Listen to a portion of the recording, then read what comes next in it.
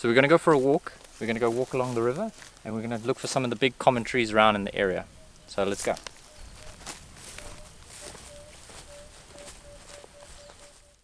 The very first tree I want to talk about is this dark tree behind me called a jackalberry tree. The jackalberry tree gets its name from jackals eating their fruits. You find these trees mainly along the rivers.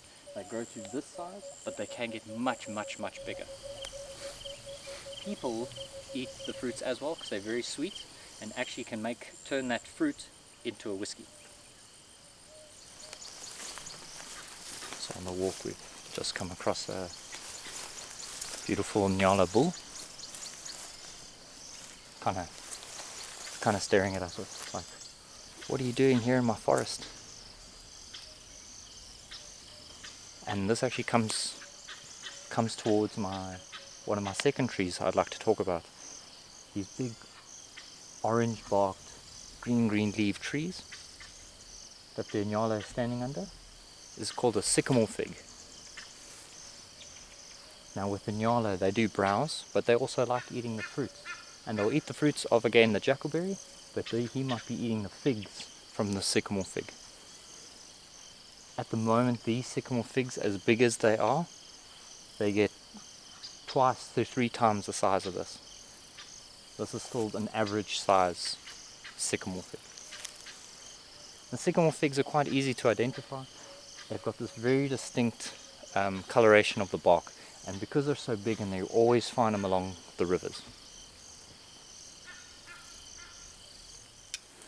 Okay, so we've come to one of our next big trees. Now this is a favorite amongst a lot of people. This big beautiful grey tree around here is called a leadwood tree. Leadwood because it's hard and heavy as lead. Now with the leadwood tree, what makes it very characteristic to other trees, it's very rectangular grey bark. Okay, some of the trees have a branching stem, some trees it's just a straight stem. That can vary. Also along these riverine areas you can find some really big ones, and they live for many years. Now throughout the bush you'll find dead ones, and with those dead ones they still stay rooted in the ground for up to another 1,000 years or so. So this wood kind of gives you an idea of actually how dense this wood is. One particularly useful thing to use with this tree is if you take some wood from the tree, the dry wood, and you burn it. Okay, the wood burns for a very long time. You can even start a fire easily the next morning. You take the ash from that tree, from the fire, you mix it with water into a paste, and you just use a small amount of it on a toothbrush, and you actually make toothpaste out of it. If you use too much it tends to burn your mouth, but very good toothpaste.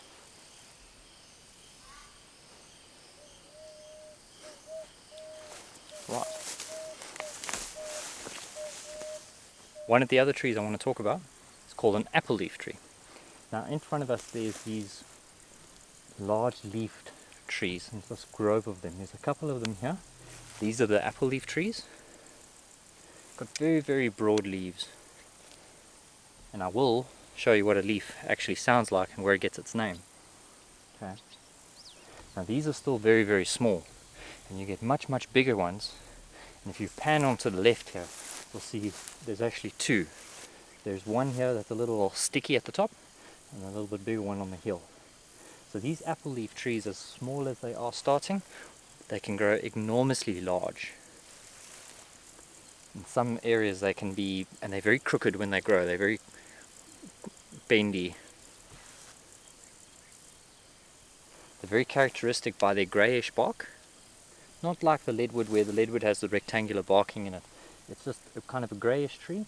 It's the colour of the leaves and the size of the leaves and the way it grows that gives its distinct look. Right, I'll be back now. I just want to go get a leaf. So here is the leaf.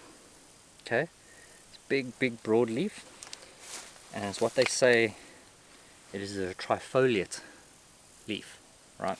But now where it gets its name, apple leaf, is that when you crunch it, it kind of sounds and you've got to use your imagination.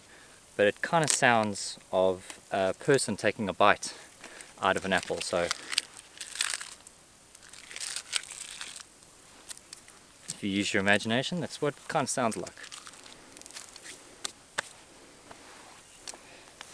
One tree to go.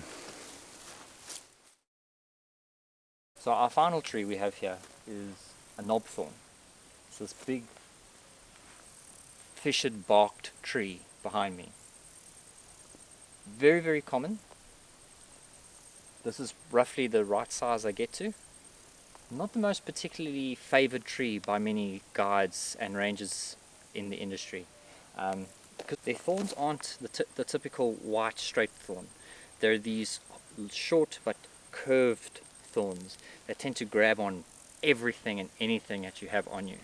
And the reason why we get grabbed by it is because we're driving vehicles through the area, walking, etc. Tears your clothes and tears your skin. There's a few noticeable things about this tree in the bush. It is a very favoured tree amongst elephants to ring bark. They like eating the inner bark of this tree. And this tree is a good nitrogen fixator. So it creates a lot of good nitrogen in the soil, which makes a lot of green palatable grass to grow underneath. For a lot of more grazing species, they like to graze underneath these trees. So the more knobthorns, the better the area could be. Okay, we come to the end of the 5 biggest common trees we find in the area. Please leave in the comments which one is your favorite, and please leave in the comments the things you would like to see in the future, be it an animal, be it a plant, or be it an activity. But for now, take care and cheers.